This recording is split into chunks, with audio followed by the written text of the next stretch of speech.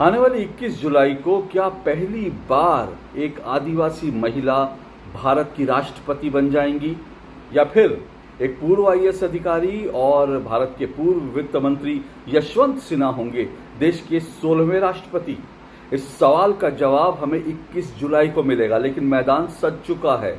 NDA और UPA यानी सत्ता पक्ष और विपक्ष दोनों ने अपने अपने राष्ट्रपति पद के उम्मीदवारों का ऐलान कर दिया है।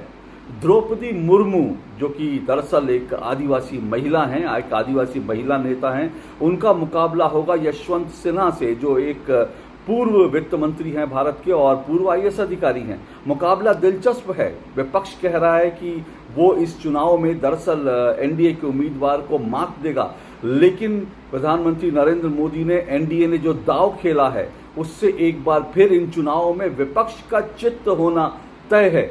लेकिन सबकी निगाहें नीतीश कुमार पे लगी हैं। क्या नीतीश कुमार इस खेल में बाजी पलट सकते हैं? आज अपने वीडियो में आपको राष्ट्रपति चुनावों के समीकरण के बारे में बताऊंगा। नमस्कार, मैं हूं अशोक श्रीवास्तव और आप देख रहे हैं मेरा यूट्यूब चैनल अशोक श्रीवास्तव का वार, गद्दारों पर प्रहार।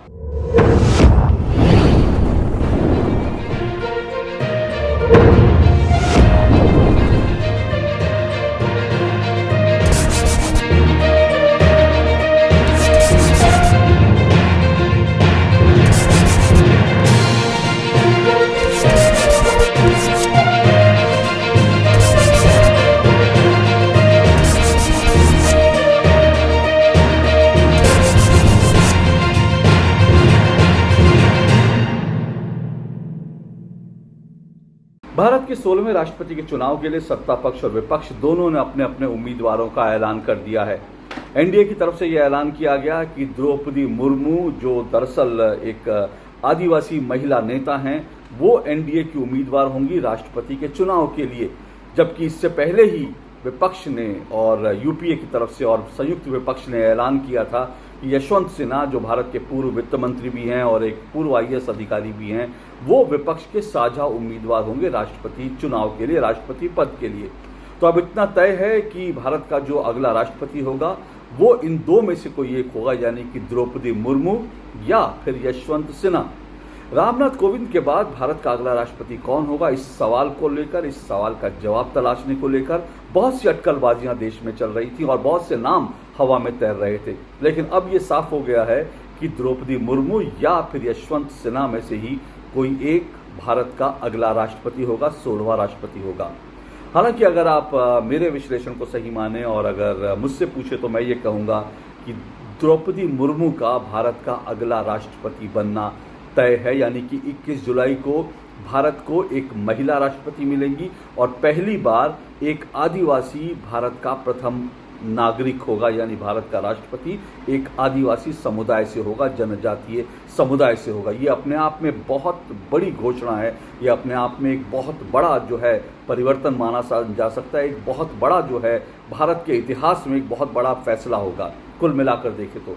लेकिन सवाल यह है कि ये मुकाबला अभी बाकी है, क्योंकि 18 जुलाई को अभी राष्ट्रपति का चुनाव होना है और जब तक चुनाव पूरा नहीं होता, चुनाव वोटों की गिनती नहीं होती, तब तक क्या होगा ये कहना थोड़ा सा जो है मुश्किल कई लोगों को लग रहा है। कई लोग अटकलबाजियां भी कर रहे हैं, कह रहे हैं कि विपक्ष के 19 पार्टियों ने, विपक्ष की 19 दलों ने जो है संयुक्त उम्मीदवार बनाया यशवंत सिन्हा को। और यशवंत सिन्हा दरअसल जो हैं वो एक ऐसे नेता हैं जो लंबे समय तक बीजेपी में रह चुके हैं, एनडीए में रह चुके हैं, विपक्ष की राजनीति उन्होंने करी थी और सत्ता में भी अटल बिहारी वाजपेयी जैसे बड़े नेताओं के साथ रह चुके हैं। तो कई लोग ये अटकलबाजियां कर रहे हैं कि हो सकता है कि एनडीए में वो कुछ घटक दल को, एनडीए के कुछ घटक दलों का वोट बटोरने में कामयाब हों और वो एक चुनौती पेश कर सकें।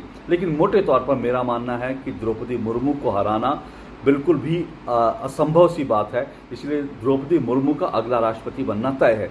वैसे भी 1952 से लेकर अगर आप अब तक का भारत का इतिहास देखेंगे, राष्ट्रपति चुनावों पर नज़र डालेंगे, तो आज तक कभी ऐसा नहीं हुआ कि जो सत्ता पक्ष है, सत्ता पक्ष की तरफ से जो राष्ट्रपति के लिए जिनका नाम ऐलान किया गया, उसको कभी भी हार का मुंह देखना पड़ा। ऐसा कभी नहीं हुआ है और इस बार भी द्रौपदी मुर्मू का राष्ट्रपति बनना लगभग तय है।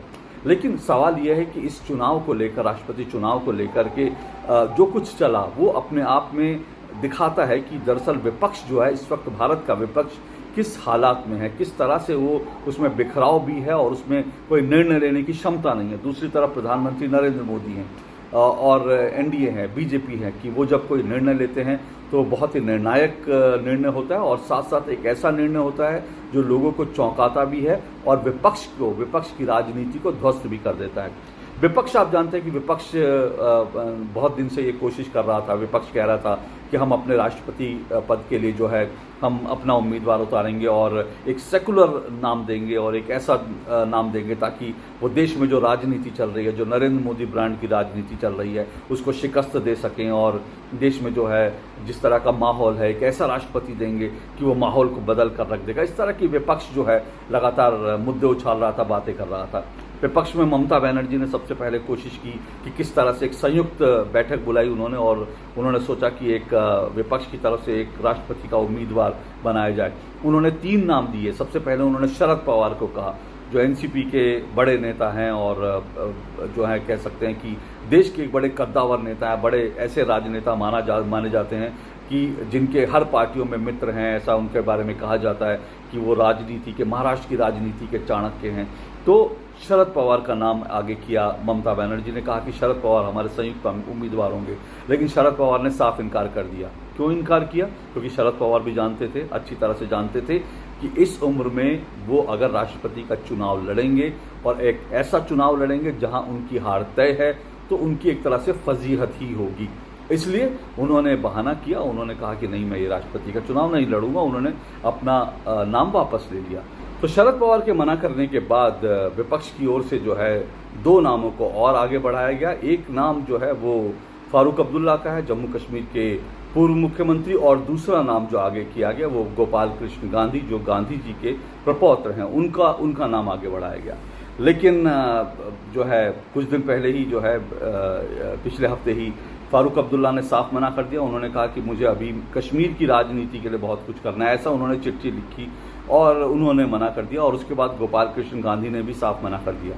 दरअसल जो मैंने पहले ही कहा कि जो पूरा समीकरण है वो पूरी तरह से एनडीए के पक्ष में है, सरकार के पक्ष में है, इसलिए फारूक अब्दुल्ला या गोपाल कृष्ण गांधी उन्होंने जो है चुनाव लड़ने से इनकार कर दिया।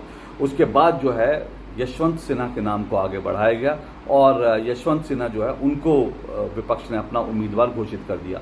उधर एनडीए की तरफ से ये कहा गया था कि हम कोशिश करेंगे कि एक सर्वसम्मति से एक नाम तय हो। एनडीए के पास करीब 20 नाम थे, एनडीए की लिस्ट में करीब 20 नाम थे। उन 20 नाम को लेकर एनडीए की तरफ से जो है लगातार बात की जा रही थी और उन 20 नामों पर चर्चा चल रही थी कि उन 20 नामों पर एक सर्वसम्मति बनाई जाए।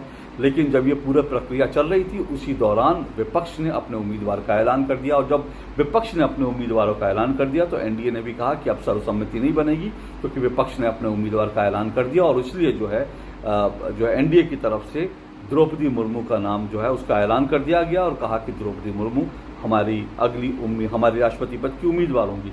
अब कुल मिलाकर देखें तो ये चुनाव, जैसा मैं बार बार कह रहा हूँ कि 1952 के बाद से कभी भी जो है सत्ता पक्ष की तरफ से, सरकार की तरफ से राष्ट्रपति के लिए जिसका नाम आगे बढ़ाया गया वो चुनाव नहीं हारा है। कुल मिलाकर अगर वोटों का हिसाब किताब देखें तो एनडीए के पास 5,26,000 वोट हैं अपने उम्मीदवार को राष्ट्रपति बनाने के लिए 5,26,000 वोट हैं। लेकिन जो अंक गणित है, जो वोटों का गणित है, उसमें ये एनडीए के वोट 13,000 वोट कम है। यानी एनडीए को 13,000 वोटों की और ज़रूरत है अपने उम्मीदवार को राष्ट्रपति बनाने के लिए। दूसरी तरफ अगर विपक्ष की बात करेंगे तो विपक्ष और एनडीए के बीच जो वोटों का अंतर है वो काफ़ी ज़्यादा है, करीब 24% वोटों का अंतर है। इसलिए विपक्ष की ओर से तो विपक्ष की हालत तो वैसे भी खराब है, लेकिन सवाल ये है कि सरकार की तरफ से, एनडीए की तरफ से जिनको उम्मीदवारी का ऐलान किया गया, क्या वो अपने उम्मीदवार को जिता पाएंगे, क्योंकि 13,000 वोट एनडीए के पास भी कम है। हालांकि इस बीच जो राज्यसभा के कुछ चुनाव हुए थे, उन राज्यसभा चुनाव में जिस तरह की राजनीति हुई और जिस तरह से बीजेपी ने इन राज्यसभा चुनाव में जिस तरह से मैनेज किया, हरियाणा में, कर्नाटक में, उसके अलावा महाराष्ट्र में जिस तरह से बीजेपी ने राजनीति करी, उस राजनीति के चलते बीजेपी ने 2,000 वोट जो हैं और अपने जोड़ लिए। तो एक तरह की जो मनोवैज्ञानिक एक स्थिति होती है उसमें बीजेपी ने अपने आप को स्ट्रांग कर लिया। लेकिन इसके बावजूद मैं कह रहा हूं कि 13,000 वोट कम थे। सवाल ये है कि वोट कहां से आएंगे, उसको लेकर जिन पार्टियों पर नज़र है उनमें से 2 इम्पॉर्टेंट पार्टियां हैं। एक बीजू जनता दल, उड़ीसा में जो सत्ताधारी बीजू जनता दल है, बीजू जनता दल के पास कुल मिलाकर उसके वोटों का जो हिसाब है वो देखें तो उसके पास 31,000 वोट हैं इन राष्ट्रपति चुनाव के लिए बीजू जनता दल के पास। दूसरे वाईएसआर कांग्रेस के पास 43,000 वोट हैं। तो ये दो पार्टियां ऐसी हैं जो विपक्ष के खेमे में, जिन्होंने विपक्ष के साथ राष्ट्रपति चुनाव को लेकर अब तक कोई बैठक नहीं, कोई विपक्ष के खेमे में ये लोग नहीं गए। दूसरी तरफ ये ऐसी पार्टियां जिन पर नज़र है एनडीए की, क्योंकि एनडीए की लिस्ट में जो नाम थे उनमें एक द्रौपदी मुर्मू का नाम था और बीजू जनता दल बीजेडी की तरफ से कहा गया कि अगर द्रौपदी मुर्मू का नाम जो है अगर एनडीए बीजेपी आगे बढ़ाती है तो बीजू जनता दल ने कहा कि हम उनको सपोर्ट करने के लिए तैयार हैं। तो दरअसल द्रौपदी मुर्मू का नाम का ऐलान होने से पहले ही बीजू जनता दल ने इस बात का भरोसा दे दिया था कि अगर उनका नाम होगा तो बीजू जनता दल सपोर्ट करेगा। इसके कारण ये है कि जो है द्रौपदी मुर्मू दरअसल उड़ीसा की ही रहने वाली हैं। उनका जन्म उड़ीसा में ही हुआ। उड़ीसा के एक जनजातीय परिवार से, बहुत गरीब परिवार से वो आती हैं। तो इसलिए जो है बीजू जनता दल ने पहले ही कह दिया कि अगर उनका नाम होगा तो हम अपना सपोर्ट करने के लिए तैयार हैं। तो एक तरह से 31,000, 13,000 वोट कम है, लेकिन यहाँ पर बीजू जनता दल के 31,000 वोट मिलते हैं तो फिर द्रौपदी मुर्मू की एनडीए के उम्मीदवार की जीत लगभग तय है, पक्की है। लेकिन सवाल यह है कि क्या वाईएसआर कांग्रेस जिसके पास 43,000 वोट हैं, क्या वो भी एनडीए के उम्मीदवार को मिल पाएंगे? उसके लिए बातचीत चल रही है और ऐसा लग रहा है जिस तरह के वाईएसआर कांग्रेस की तरफ से भी जो राजनीति लगातार की जा रही है वो भी अपने आप को विपक्ष की तरफ से, चाहे वो कांग्रेस हो या बाकी पार्टियों हो, वो दूरी बनाकर चल रहे हैं। तो उसको देखते हुए जो है ऐसा लगता है कि वाईएसआर कांग्रेस भी एक आदिवासी और एक महिला के नाम पर वो आपत्ति नहीं कर पाएगी और वो वोट जो हैं उनके वहाँ पर ट्रांसफ़र हो जाएंगे। तो द्रौपदी मुर्मू की जीत बड़ी हो सकती है।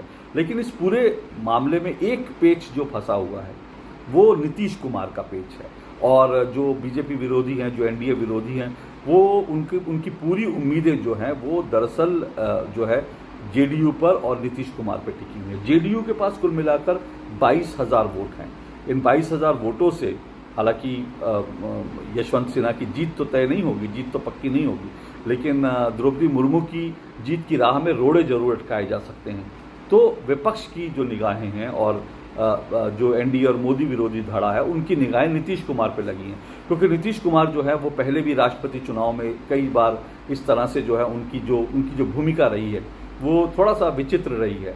क्योंकि जब वो 2012 में दरअसल वो एनडीए का हिस्सा थे, तब उन्होंने एनडीए का हिस्सा होते हुए भी राष्ट्रपति चुनाव में यूपीए के उम्मीदवार के लिए वोट किया था। उस समय प्रणब मुखर्जी यूपीए के उम्मीदवार थे, नीतीश कुमार एनडीए में थे, लेकिन उसके बावजूद उन्होंने एनडीए के खिलाफ जाकर के यूपीए के लिए राष्ट्रपति चुनाव में वोट किया।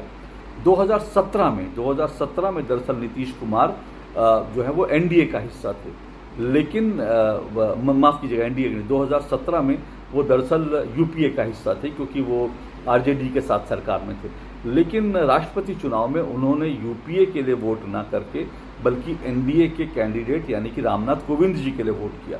तो लोग अब भी ये उम्मीद कर रहे हैं कि नीतीश कुमार इस वक्त भले ही एनडीए का हिस्सा हैं, लेकिन हो सकता है कि वो वोट जो हैं वो दरअसल विपक्ष के उम्मीदवार को, एनडीए के खिलाफ जाकर यूपीए के उम्मीदवार को वोट दे दें। उसके पीछे एक बड़ा जो कारण लोग जो तलाश रहे हैं, जो मान रहे हैं ऐसा क्यों होगा, वो कह रहे हैं कि दरअसल नीतीश कुमार का बिहार का जो एंगल है, क्योंकि अगर देखें तो यशवंत सिन्हा दरअसल बिहार के हैं और बिहार के जिन नेताओं के साथ, जिन नेताओं कर्पूरी ठाकुर या जिन नेताओं के साथ रह के यशवंत सिन्हा ने राजनीति सीखी है, उसी धारा से नीतीश कुमार भी निकले हैं। तो लोग ये कह रहे हैं कि बहुत संभव है कि इस फैक्टर पर आके नीतीश कुमार एनडीए के खिलाफ जाकर यूपीए को वोट दे दें। लेकिन ये मत भूलिए कि अगर ऐसा नीतीश कुमार ने किया तो उनकी अपनी मुख्यमंत्री पद की कुर्सी जो है वो खतरे में पड़ सकती है, क्योंकि वो आज इस सिचुएशन में हैं कि वो जो अगर मुख्यमंत्री हैं तो वो बीजेपी के सपोर्ट से हैं। ऐसा अगर जेडीयू करती है, नीतीश कुमार करते हैं, तो उनको अपनी कुर्सी जो है वो दांव पर लगानी पड़ेगी। तो इसलिए इसकी संभावना, इसकी उम्मीदें भले ही विपक्ष के मन में हो, लेकिन मुझे इसकी कतई संभावना दिखती नहीं है।